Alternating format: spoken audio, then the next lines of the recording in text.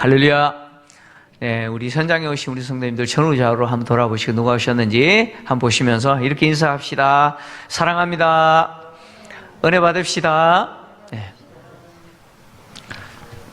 또 영상으로 예배에 참여하시는 성도님들은 아마 현장에 계신 것보다 예배에 집중하기가 상당히 어려운 그런 환경이라고 생각합니다. 갑자기 전화도 오고요. 가스레인지 올린 그것도 꺼야 되고요. 막 그러잖아요.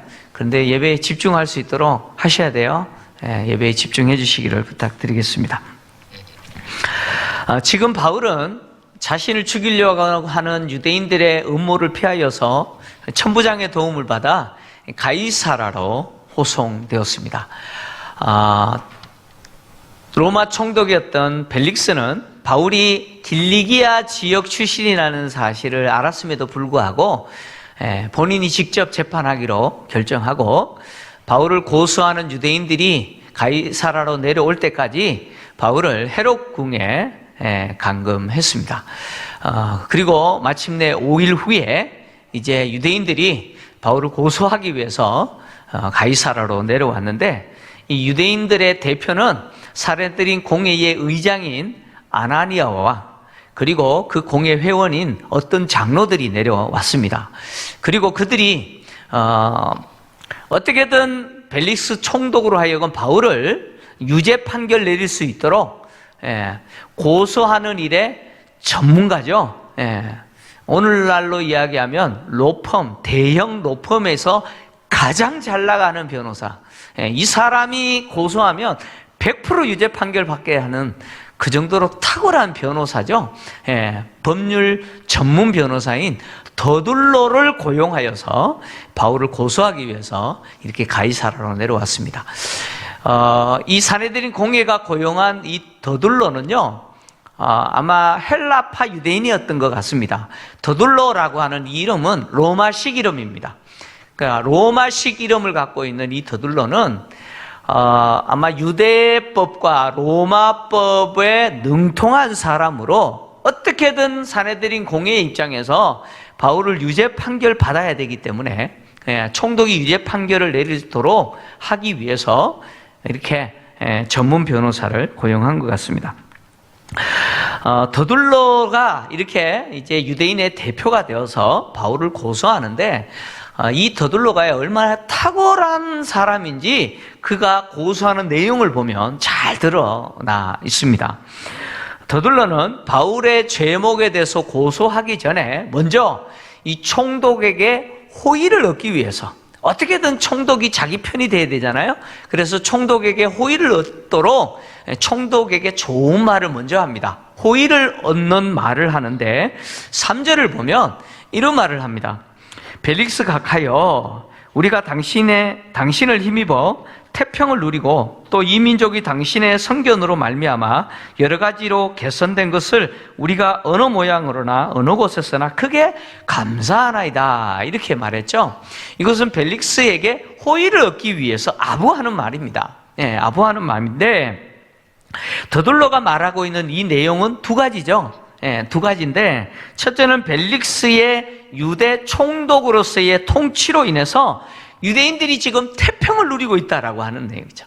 지금 태평을 누립니다. 당신 때문에 우리가 지금 태평을 누립니다 라고 하는 것이고, 두 번째 내용은 벨릭스의 선견으로 여러 가지 개선되었다. 즉 벨릭스가 시행한 바로 개혁제도로 인해서 유대사회의 여러 부분에서 좋아졌다, 유대사회가 많이 좋아졌다, 이것에 대해서 감사한다, 이렇게 말한 것이죠.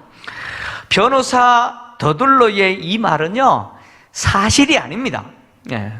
사실이 아니에요. 사실과는 전혀 다른 이야기를 지금 하고 있는 것입니다. 더둘로의 말대로 벨릭스가 유대 총독으로 부임하여 통치하는 것 때문에 유대인들이 태평을 누르냐? 아닙니다. 유대 사회는 더 복잡해지고 또 혼란스러울 뿐만 아니라 대로마에 대해서 더 적대적인 감정을 유대인들이 가지게 만들었습니다. 그리고 또 더둘로가 개혁 정책을 폈는데 그것 때문에 여러 가지가 좋아졌다라고 말하는데 전혀 아닙니다. 전혀 아니에요. 벨릭스가 유대 총독이 되어서 통치하는 그 시점에 테러리스트들이 등장하기 시작합니다. 예, 이 테러리스트를 일컬어서 시카리라고 불러요. 시카리들인데 제가 한번 말한 적이 있습니다.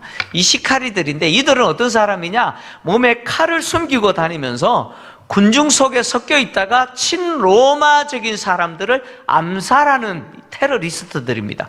이 사람들이 벨릭스 총독의 통치 때부터 이제 등장하기 시작했는데 이 사람들이 등장한 배경이 있습니다. 벨릭스 총독 바로 전에 유대 총독으로 사역했던 사람이 쿠마누스입니다. 쿠마누스가 총독으로 통치할 때 벨릭스가 AD 52년경에 총독으로 부임했는데 그 전에 AD 51년 가을입니다. 가을 유대인들이 명절을 맞이하여 수많은 순례객들이 예루살렘을 방문하는데 갈릴리 지역 순례객들 중에 일부가 아마 사마리아를 통과해서 예루살렘으로 오려고 사마리아를 지나다가 사마리아 사람들의 습격을 받습니다. 그래서 그 중에 유대인 한 명이 죽어요. 살해당합니다. 이 일 때문에 유대인들이 들고 일어나서 쿠마누스에게 그 일을 자행한 그 사마리아인을 처벌해달라고 요청합니다. 근데 쿠마누스가 그걸 묵살해버려요. 그러자 유대인들이 어떻게 하느냐? 특히 유대인들 가운데 유대교에 열심이면서 반로마적인 성향을 갖고 있는 열심당 대표였던 지도자죠. 엘르아자르라고 하는 사람이 열심당들을 데리고 가서 그 사마리아 마을을 습격하여 학살해버려요. 그 사람들을. 그래서 이 쿠마누스가 이 일 때문에 군대를 동원하여 사마리아 사람들을 학살한 열심당들을 잔인하게 또 학살합니다. 이 일 때문에 쿠마누스가 고발당하게 되고 로마 황제로부터 해임당합니다. 그래서 유대 총독으로 벨릭스가 후임자로 부임하게 된 겁니다. 이렇게 벨릭스가 후임자로 부임한 이후에 어떻게 했느냐? 이 열심당들을 잔인하게 진압합니다. 그래서 열심당 대표였던 우두머리였던 엘르아자라를 구속하고 그리고 수많은 사람들을 십자가에 처형하려고 로마로 호송합니다. 유대 역사가였던 요세푸스에 의하면 벨릭스에 의해서 십자가에 처형당한 반란군과 그 반란군에 동조했던 유대인들, 시민들이죠. 그 수를 헤아릴 수 없을 정도다라고 요세푸스가 기록했습니다. 그러니까 벨릭스는 공공연하게 특히 반로마적인 성향을 갖고 있었던 열심당들을 잔인하게 진압함으로 인해서 대놓고 로마에 대해서 반역을 일으키고 독립운동했던 사람들이 전부 지하로 숨게 됐어요. 그래서 그 사람들이 전부 몸에 칼을 차고 다니면서 친로마적인 성향의 사람들을 어떻게 해요? 암살했던 시카리들이 된 겁니다. 그러니까 테러리스트들이 활동하게 된 것이 바로 벨릭스 때문이죠. 그러니까 이거 더둘러가 당신이 통치한 것 때문에 우리가 지금 태평을 누립니다, 평안을 누립니다 라고 하는 것은 표면적으로 보면 벨릭스가 열심당들과 반로마적인 자들을 잔인하게 죽이고 그리고 진압한 것 때문에 그들이 다 지하로 숨었기 때문에 겉보기는 어때요? 평안한 것처럼 보이죠? 지금 그 이야기를 하는 거예요. 평안한 것처럼 보입니다. 그런데 실제는요, 아닙니다. 평안하지 않아요. 유대인들이 반로마적인, 즉 로마에 대한 반감이 더 극대화됐던 시대가 바로 벨릭스 시대. 로마 역사가였던 타키투스라고 하는 사람이 있습니다. 이게 세상 역사에 있어서 굉장히 중요한 사람이에요. 이 타키투스가요, 유다 총독으로 부임했던 벨릭스에 대한 평가를 내렸는데 뭐라고 평가했느냐면 이렇게 평가했어요. 벨릭스의 유대 통치에 대해서 지각 없는 징계의 방법으로 잔인하게 학살하고 진압하는 방법이죠. 지각 없는 징계의 방법으로 폭동을 자극하였다. 유대인들이 로마에 대해서 폭동을 일으키는 것을 자극하였다, 이렇게 평가했어요. 그리고 또 뭐라고 평가했느냐면 모든 형태의 잔인과 정력에 탐닉하여, 벨릭스입니다. 정력에 탐닉하여, 그가 노예 출신이잖아요. 노예 근성을 가지고 왕의 제도를 행사했다. 이 로마 역사가였던 타키투스가 이 벨릭스의 유대 통치에 대해서 이렇게 평가 내린 거예요. 그러니까 더둘러가 지금 당신 때문에 태평을 누린다라는 말은 거짓말이죠. 예, 벨릭스에게 지금 잘 보이려고 그렇게 한 말이죠. 또 더하여서 더둘러가 벨릭스가 도입한 개혁 제도로 유대 사회의 여러 부분이 개선됐다라고 말했는데 이거 실제가 아닙니다. 실제 유대 사회는요, 혼란이 더 가중되었을 뿐만 아니라 벨릭스가 개선했다라고 하는 그 개혁 제도는 무엇 때문에 벨릭스가 시행했느냐? 요거 때문입니다. 요거. 예, 이게 뭐예요? 이게 돈이죠, 돈. 예. 벨릭스가 개혁 제도를 시행한 것은요, 자신의 금전적인 이익을 추구하기 위해서 그렇게 한 거예요.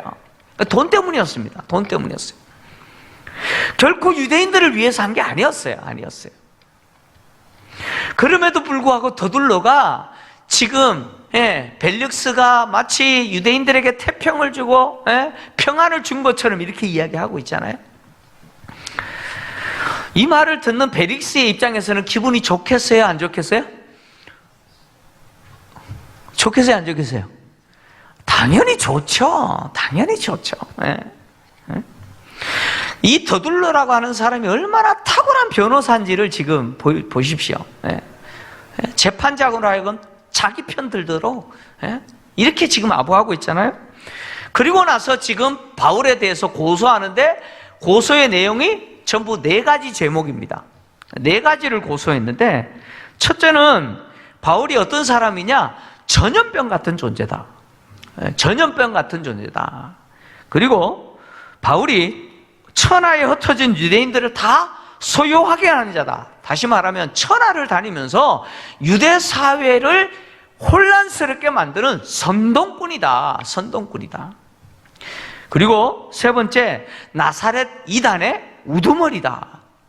그리고 마지막 4번째, 그가 유대교회에 있어서 가장 신성시 여기는 성전을 더럽히려다가 잡혔다라고 하는 것이 제목이죠.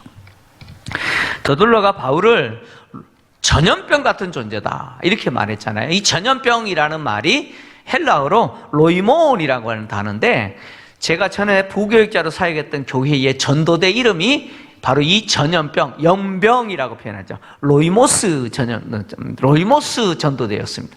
그러니까 우리는 바울과 같이 우리가 있는 우리 사회에 복음을 전하는 전염병이다.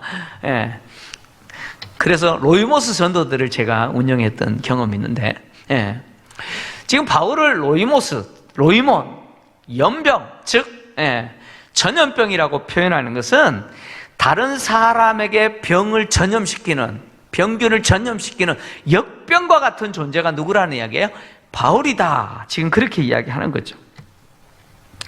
그러니까 바울은요, 유대 사회에 있어서 살아있으면 돼요, 안 돼요? 안 된다는 거야. 우리가 간혹 우리 사회에서 사라져야 될 존재, 살아있으면 안 될, 죽어야 될 존재를 일컬어서 뭐라고 표현하냐면 암적인 존재다 이렇게 표현하잖아요. 그렇게 그런 표현을 쓰잖아요. 암적인 존재, 저 사람 진짜 암적인 존재다라는 말은 저 사람은 있으면 안 되는 사람이다, 그런 이야기예요. 그러니까 그런 표현대로 당시 바울이 유대인들에게 있어서, 특히 유대교회 사람들에게 있어서 바로 이런 존재였다는 거예요. 바울이 살아있는 동안은 유대교회에 끊임없이 해를 가할 사람이라는 거예요. 그래서 사라져야 될, 즉 바로 총독이 유죄 판결 내려서 뭐예요? 처형해야 될 사람이라는 거예요. 그리고 바울이 왜 이렇게 전염병과 같은 존재냐? 그 이유가 온 천하를 다니면서 유대인들을 선동하기 때문이다. 그래서 더둘러가 뭐라고 말했어요? 바울이 천하의 유대인들을 선동하는 자다, 소욕해 하는 자다. 그러니까 바울이 가는 곳마다 유대 사회를 깨뜨려 버린다는 거예요. 유대 사회의 평안을 깨뜨려 버리는 거라. 그래서 바울은 전염병과 같은 존재로서 있으면 안 된다는 거예요. 이 말은요, 유대 사회가 깨뜨려지게 되면, 유대 사회의 평안이 깨뜨려지고 혼란스럽게 되면 결국 누가 손해보느냐? 로마가 손해봐요. 예. 로마가 어려움을 당하는 거예요. 그러니까 결국은 온 천하를 다니면서 유대인들을 선동한다는 것은 결국 로마에 있어서도 해가 되는 인물이다, 그런 이야기예요. 그리고 뭐라고 이야기했느냐? 나사렛 이단의 우두머리다, 이렇게 이야기합니다. 그러니까 바울이 온 천하를 다니면서 유대인들을 선동했던 그 선동의 내용이 무엇인지를 이야기하는 거죠. 그 선동했던 내용이 무엇입니까? 바로 나사렛 예수에 관한 이야기다라고 하는 것을 이렇게 이야기하는 거죠. 나사렛 이단이라고 하는 표현은 성경에 이곳에만 등장하는 유일한 표현입니다. 당시 나사렛 사람 그러면 딱 한 사람을 지칭하는 명칭입니다. 누구를 지칭할까요? 나사렛 사람 그러면 모든 사람들은 누구라고 생각할까요? 바로 나사렛 예수를 지칭합니다. 그리고 당시 사회에서 나사렛 사람을 따르는 자들 그러면 누굴까요? 바로 그리스도인들을 지칭합니다. 그래서 당시 대부분의 사람들은, 유대인들은 나사렛 사람 그러면 예수님을 이야기하고, 그리고 나사렛 사람을 따르는 자라 하면 바로 예수 믿는 자, 그리스도인들을 이야기합니다. 근데 유대교의 열심인 자들은 나사렛 사람이라고 표현하지 않고 나사렛 이단이라고 표현했고, 그리고 그 예수를 믿는 기독교인들을 향하여 나사렛 이단을 따르는 자들이다, 이렇게 표현했어요. 근데 이 더둘러가 그 표현을 지금 사용한 거예요. 바울은 어떤 사람이에요? 나사렛 이단의 우두머리다, 이렇게 표현한 거죠. 더둘러가 바울을 나사렛 이단의 우두머리다라고 표현한 것은요, 또 이유가 있습니다. 이유가 있는데 무슨 이유냐? 당시 대부분의 로마 사람들은 기독교와 유대교를 분리했을까요? 같은 거라고 생각했을까요? 어떻게 생각했을까요? 기독교와 유대교는 다르다고 생각했을까요? 같다고 생각했을까요? 같다고 생각했어요. 로마가 공식적으로 로마 종교뿐만 아니라 종교를 인정한 종교가 유대교입니다. 그래서 당시 로마가 지배하는 시대에 황제 숭배를 했어야 되는데 유대인들은 로마가 공식적으로 유대교를 인정했기 때문에 황제를 숭배하지 않아도 됐어요. 그러니까 공인된 종교예요.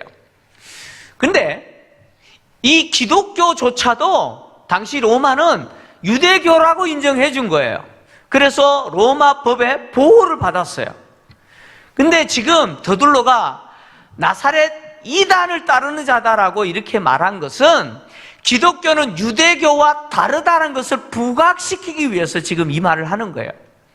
사도행전 18장을 보면 바울이 고린도 사역을 할 때 유대인들로부터 고발을 당합니다. 갈리오가 아가야 총독이 되었을 때 유대인들이 일제히 일어나 바울을 고소해요. 근데 이 아가야 총독이었던 갈리오가 유대인들의 고소를 듣고 재판을 하면서 그 재판을 기각해버려요. 가만히 들어보니까 전부 유대교 이야기거든요. 그래서 니네들끼리 해결해라 그러고 재판을 기각해버립니다. 그러니까 로마 사람들은 유대교와 기독교를 분리하지 않았어요. 그러니까 지금 더둘러가 유대교와 기독교는 다릅니다. 유대교는 로마가 공식적으로 인정한 종교지만 저 기독교는 로마가 보호해야 될 종교가 아닙니다. 유대교의 이단입니다. 사라져야 될 종교, 없애야 될 종교입니다. 지금 그 이야기 하는 거죠. 근데 그 종교에 가장 앞장서서 일하는 분이 누구야? 유대교와는 전혀 다른 없어져야 될, 없애야 될 종교, 기독교, 새로운 종교 운동을 하고 있는 가장 앞장서서 일하는 사람이 바로 저 바울이다. 그래서 우두머리다 이렇게 말하는 거예요. 더둘러는 바울을 연변과 같다, 온 천하에 흩어진 유대인들을 선동하는 자다. 그래서 유대 사회를 혼란시키는 것뿐만 아니라 로마까지 위협하는 자다. 그리고 나사렛 이단의 우두머리다 이렇게 고소했는데, 결국 이 고소는요 또 더둘러가 한 가지 더 염두하고 고소하는 거예요. 더둘러가 의도적으로 지금 이렇게 고소하고 있는데, 더둘러가 한 가지 또 의도하고 있는 게 있어요. 그게 뭐냐면, 총독 벨릭스가 유대 지역 총독으로 부임한 이후에 계속해서 경계하면서 잔인하게 박해하고 진압하고 학살했던 사람들이 열심당 사람들이죠. 그들은 유대교에 지나칠 뿐만 아니라 반로마적인 사람 아니에요? 그래서 로마에 해를 끼치는 집단들이라고 생각했어요. 그러니까 더둘러는 지금 바울이 그 열심당과 똑같은 존재라고 지금 이야기하는 거예요.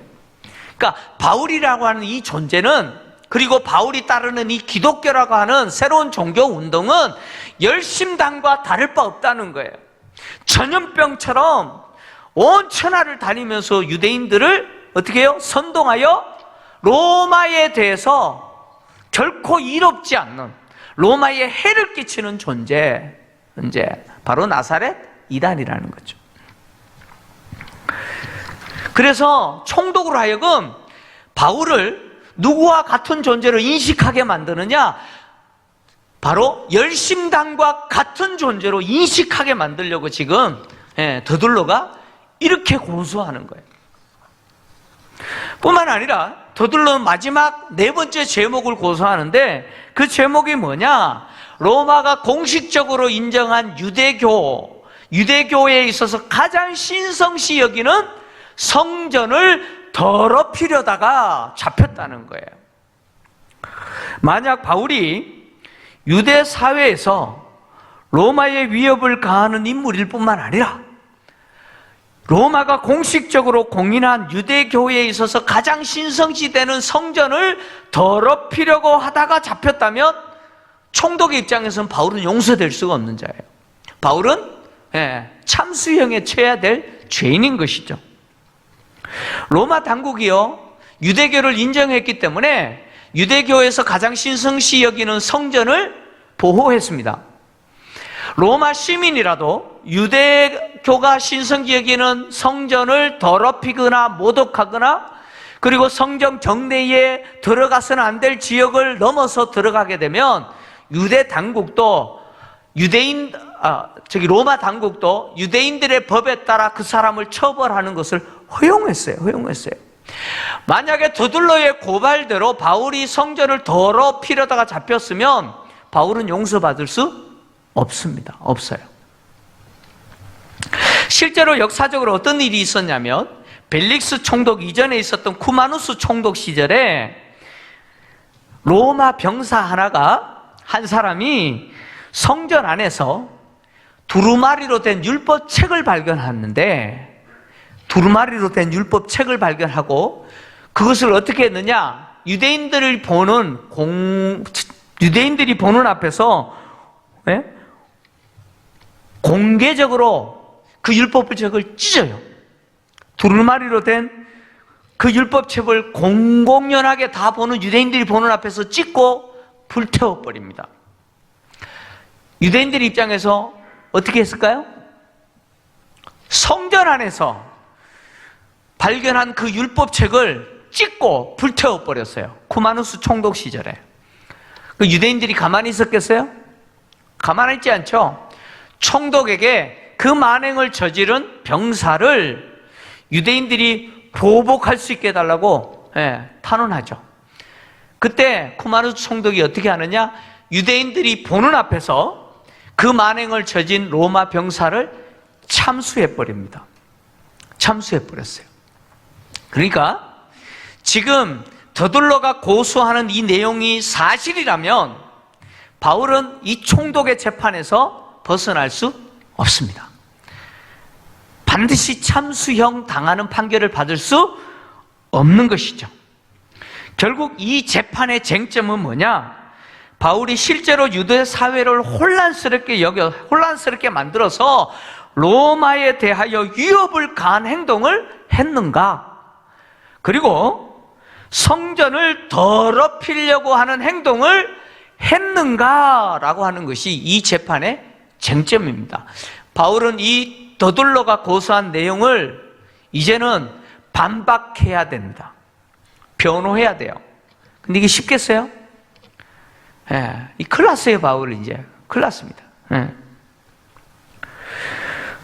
더둘러는 총독이 바울을 신문해 보면 자신이 고발한 내용이 사실이라는 것을 확인하게 될 거다라고 하면서 고소를 마무리했는데, 우리 성경을 보면, 여러분 성경을 보시면 6절 하반절에서 8절 상반절까지 없음 이렇게 돼 있죠. 그죠? 네. 그것은 원문에는 원래 있었는데 성경이 전해 내려오면서 그 내용이 잃어버렸다, 그런 이야기죠. 근데 여러분 성경을 보시면 좋은 성경은요, 번호가 붙여져 있어 각주가 있죠. 풋노트가 있을 거예요. 네. 그 쭉 보시면 어떤 사본에는 이런 내용이 기록되어 있습니다 라고 하는 내용이 있죠? 있습니다. 중세 캐톨릭 성경인 서방 본문이라고 부르는데, 캐톨릭 성경에는 이 6절 하반절부터 8절 상반절까지 내용을 추가해 놓았습니다. 근데 그 추가한 내용이, 여러분 성경의 각주에 있는 그 내용이 원래 원문의 내용인지는 잘 몰라요. 예. 분명하지는 않지만, 예. 그 내용이 어떤 내용이 있냐면, 성전을 더럽히다가 바울이 잡혔는데 유대인들이 그래서 유대법에 의해서, 율법에 따라서 재판하려고 했는데 천부장이 강압적인 힘을 사용해서 자신들에게서 바울을 뺐었다는 거예요. 뺐고 바울을 처벌하려고 하는 유대인들에게 총독에 가서 재판받아라 이렇게 했다라고 하는 내용이 기록되어 있어요. 근데 이 내용이 원문과 일치하는지는 몰라요. 그런데 일치할 가능성이 많습니다. 왜냐하면 총독이 이 재판을 나중에 연기해요. 연기하는 이유가 뭐냐면 천부장이 내려와서 증언할 때까지 연기하겠다 그럽니다. 그것은 아마 이 더둘러 고소 내용 속에 천부장의 언급이 있었기 때문에 천부장의 증언을 총독이 들어야 되잖아요. 사실을 확인해야 되니까. 그래서 아마 재판을 연기할 때 천부장이 올 때까지, 증언할 때까지 재판을 연기했지 않나 라고 생각할 수 있습니다. 어쨌든 중요한 것은 이 더둘러의 고소 내용을 그 재판에 참여한 유대인들이 어떻게 해요? 대제사장뿐만 아니라 장로들이 맞다, 더둘러가 고소한 내용 그것이 사실이다라고 옆에서 거들죠. 동조합니다. 결국 더둘러는요, 전문 법률 변호사답게 바울이 로마 사회뿐만 아니라 유대 사회에 해를 가하는 자로서 마치 누구와 같은 존재냐, 열심당원과 같은 존재이며, 심지어 로마가 공식적으로 인정하고 있는 그 신성시 여기는 유대인들의 성전을 더럽히는 자로서 총독이 반드시 무슨 판결을 내릴 수밖에 없게 만들어버려요? 유죄 판결 내릴 수밖에 없도록 만들어버렸습니다. 바울은 이제 더둘러보다 더 논리적인 변호를 통해서 자기의 무죄를 주장해야만 되죠. 이게 쉽겠어요? 예? 방 장로님 법률회사 사무실에서 근무하시는데 이게 쉽겠어요? 이게요 쉬운 게 아니에요. 예? 이 탁월한 변호사를 상대로 이긴다는 게 이게 쉽겠습니까? 더둘러의 고소 내용은요, 바울뿐만 아니라 1세기 당시 유대교가, 그러니까 1세기 당시 기독교가 유대 사회에서 어떤 영향을 미쳤는지를 잘 보여줍니다. 유대교 시선에서는 기독교에 대해서 부정적이기 때문에 기독교를 뭐라고 표현했어요? 전염병이라고 표현했어요. 전염병이라고 표현했지만 사실 이것은 긍정적으로 보면 그 유대 사회에서 기독교가 얼마나 대단한 영향을 미치고 있는지를 보여주는 거잖아요. 1세기에 유대교 안에서 기독교가 엄청난 영향력을 미치고 있는데, 마치 전염병과 같은 그런 영향력을 미치고 있는데, 그 1세기라고 하는 그 시대 사회가 오늘날 우리가 살고 있는 이 시대와 똑같으냐? 아니에요. 전혀 달라요. 우리가 살고 있는 이 시대와는 비교할 수 없이 어려운 시대 아닙니까? 그 1세기 유대 사회에서 스데반이 순교당했어요. 예수님의 제자 가운데 한 사람인 야고보가 순교당했어요. 물리적인 박해가 공공연하게 자행되고 있는 그 시대에 이 기독교가 유대교 안에서 유대교로 하여금 위협을 느낄 정도로 강력한 힘을 갖고 있었어요. 근데 기독교가 갖고 있었던 그 강력한 힘은 바로 세상의 권력과 같은 힘, 정치적인 힘이 아니었어요. 그런 힘이 아니에요. 기독교가 가진 그 힘은요, 성도들이 복음대로 살고 복음에 합당한 삶을 살고 자신을 통해서 복음이 전해지도록 기꺼이 자기를 드리는 헌신과 희생의 힘이죠. 이것이 기독교의 힘이었습니다. 그래서 세상의 권력의 힘과 정치의 힘이 기독교가 가지고 있는 그 힘을 꺾을 수 있었어요? 무너뜨릴 수 있었습니까? 로마 황제도 꺾을 수가 없었고 무너뜨릴 수가 없었습니다. 왜 그랬을까요? 바울은 영적인 아들 디모데를 향해서 이렇게 말했습니다. 디모데후서 4장 1절에서 2절 같이 읽겠습니다. 시작. 하나님 앞과 살아있는 자와 죽은 자를 심판하실 그리스도 예수 앞에서 그가 나타나실 것과 그의 나라를 두고 엄히 명하노니 너는 말씀을 전파하라. 때를 얻든지 못 얻든지 항상 힘쓰라. 범사의 오래 참음과 가르침으로 경책하며 경계하며 권하라. 1세기에 그리스도인들이 갖고 있었던 강력한 그 힘의 원인이 어디 있느냐? 여기에 있는 거예요. 하나님 앞과 살아있는 자와 죽은 자를 심판하실 그리스도 예수 앞에서 그가 나타나실 것과 그의 나라를 두고 엄히 명하노니, 1세기에 그리스도인들이 붙들고 있었던 그 믿음이 뭡니까? 바로 하나님의 살아계심과 그리고 산자와 죽은 자를 심판하실 분이 누구라는 이야기예요? 로마 황제가 아니에요. 총독이 아니에요. 세상 권력자들이 아니에요. 산자와 죽은 자를 심판하시는 분은 예수 그리스도라는 거예요. 그 예수님이 다시 오신다는 거예요. 예수님이 다시 오실 뿐만 아니라, 그리고 예수님이 다시 오심으로 이미 우리에게 주신 그 하나님의 나라가 이루어질 거라는 거예요. 하나님의 나라를 완성하시기 위해서 주님이 다시 오실 거다라고 하는 것을 믿음으로, 그것을 믿고 그것을 붙들고 살아가는 성도들이 세상 권력과 세상의 힘을 두려워하지 아니하고 기꺼이 자신을 들여서 복음에 합당한 삶을 살 뿐만 아니라 복음이 전해지도록 최선을 다해서 하나님이 그들에게 맡긴 사명 감당한 것이죠. 때문에 그들은 세상 권력자들이 가진 힘과 세상의 힘을 두려워하지 않아요. 그들이 두려워했던 것은 누구냐? 산자와 죽은 자를 심판하시기 위해서 다시 오실 그 주님을 두려워하는 거예요. 여러분, 그리스도인들이 두려워해야 할 대상은 세상 아닙니다. 세상 아니에요. 예? 우리가 정말 두려워해야 되는 것은 뭐냐? 산자와 죽은 자를 심판하실 그 주님이죠. 우리에게 주신 이 하나님의 나라를 완성하시기 위해서 다시 오실 그 주님을 두려워하고 그 주님이 우리에게 맡긴 그 사명 감당해야 되는 것이죠.